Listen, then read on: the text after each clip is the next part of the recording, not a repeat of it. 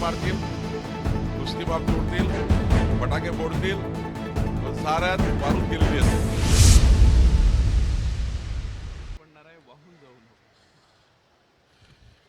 सत्तेपासून पैसा आणि पैशापासून सत्ता हे जे समीकरण त्यांच्या काळात होतं त्यांना ते दिवस आठवतात. म्हणजे त्याला आपण म्हणतो की जे त्यांनी त्यांच्या जीवनामध्ये केलं आहे, त्यांनी त्यांच्या जीवनात जे प्रकार केले आहे असे पवित्र प्रकार त्यांना आठवतात.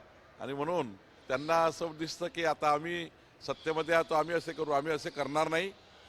सत्तेपासून पैसा आणि पैशापासून सत्ता हे समीकरण त्यांना लागू होतं, आम्हाला लागू होत नाही. 11 तारखेला ठाकरे बंधूंची सभा आहे. आता तरी अपेक्षा आहे का ते विकासावर बोलतील, मुंबईचं विजन मांडतील? काही करणार नाही.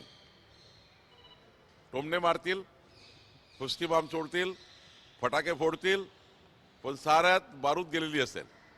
काही बारूद नसणार आहे. ते फटाके फोडतील, त्यानंतर काही ना काही टीका टिप्पणी करतील, काही करणार नाही. विकासाचा काहीच संबंध नाही आहे त्यांना. मुंबईच्या विकासाच्या डेव्हलपमेंटचं काही घेणं नाही. फक्त त्या ठिकाणी त्या टीका टिप्पणी करण्यावर, टोमणे मारण्यावर त्यांचे दिवस चाललेले आहेत. संजय राऊत यांनी तुमच्यावर टीका केलेली आहे. बावनकुळे त्यानंतर ठाण्यानंतर अन्य जिल्ह्यात अन्य महानगरात सुद्धा त्यांची प्रकट मुलाखत होणार आहे. उद्या होमपिक्चर उद्या प्रकट मुलाखत आहे. त्या प्रकट मुलाखत काही नाही आहे. काल मुख्यमंत्र्यांची काल उद्या आहे.